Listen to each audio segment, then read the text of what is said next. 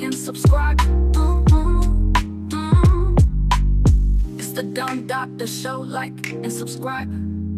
You know, I tell you the truth, like, because I was so used to being in a foreign country with their foreign customs and mores that I found it difficult to be at one with my people. So what we're having is the difficulty of being at one, because the culture that we're in is not fostered that way. It's not fostered towards community. It's fostered towards individuality. It's all about me, selfish, me, selfish. At any cost, I'll do whatever to whoever, at any price, for whatever, whenever, however.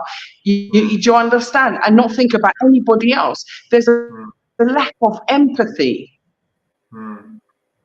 There's a lack of empathy in the West, and that's what sets you apart. You have people who, you know, who die and like are dead 3 weeks in their flat. You know, I remember one young girl, story about a young girl, you know, she had an asthma attack. And for 3 weeks, she's, you know, her body was completely decomposed before they even found her. And I just said to myself that this is supposed to be a civilized society. You know, that's the UK, and this girl was only young. So where were all the people around her? And that's what I said, it's because there's no sense of community. And that's why I say to people, leave. Leave. The reason why one brother is killing another brother is for gain.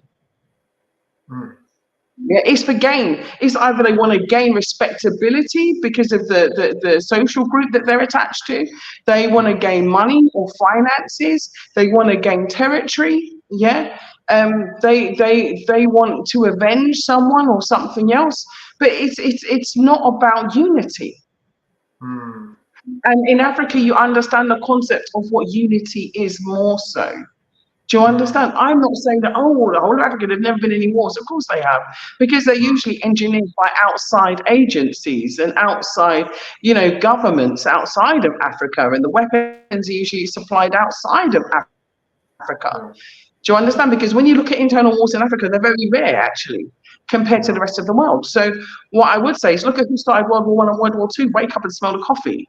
Yeah, look at who's still starting it in Afghanistan. Look at who's still doing it in Palestine.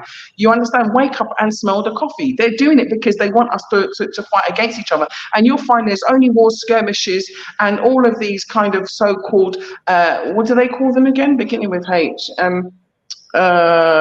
These, what do they call these groups? Hamas and what's the other one called? Hezbollah. Anyway, Hezbollah, that's it, H. Always forgetting that one, yeah, right. But all these so-called terrorist groups and so on, you'll find them only where there's gain, where there's oil, where there's resources, where there's cobalt, where there's gold. Okay, that's where you'll find, that's where the trouble is, and that's the reason why they cause it. You know, you've got Californium in Nigeria. That's where you got the terrorists. Okay, because one gram cost $27 million. So, you know, you've got to look at these things and put them into context.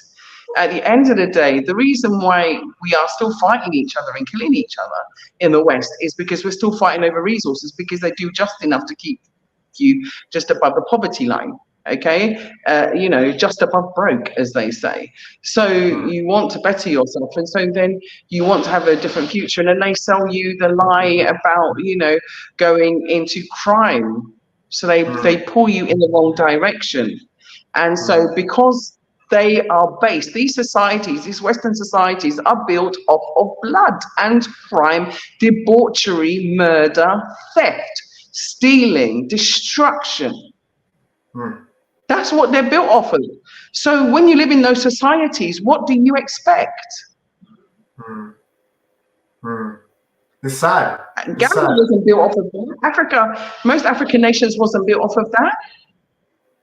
You know, yes, there have been, you know, territorial skirmishes because of resources, you know, inter ethnic, you know, skirmishes over and you know, battles over land and resources and cattle. Yes, that has happened. But what I'm saying to you is that not on the scale of an atomic bomb in Hiroshima or Nagasaki. Yeah. Yeah. Not on that scale. You think about it. They make it seem like it was so long, so many years ago, like Nagasaki didn't even exist. They want to pretend like the atom bomb isn't still hanging over everybody's heads, but it is, and you know it, and you feel it. You feel that threat with what's going on in Ukraine, right, and Russia. Don't think that everybody's pretending that they don't feel it. You sense it in the environment. You sense it in the energy. You sense it in the changes to, prices.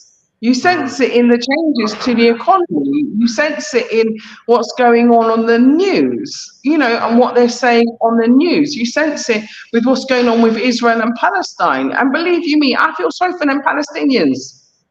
I really, really do. I really, really do, because what's happening there, if you look at Palestine, if you look at the original Palestinians even, do you understand? What did they look like? Us. Dark skin.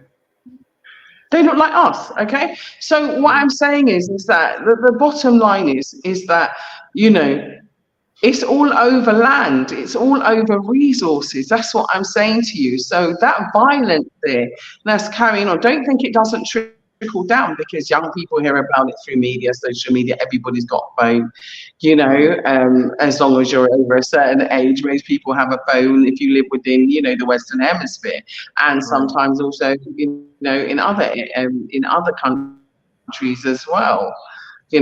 Depending on your financial situation, but it still breaks down to the fact that if you are surrounded by a country that is warmongering, whether, when I was growing up, I remember the Falkland War in England.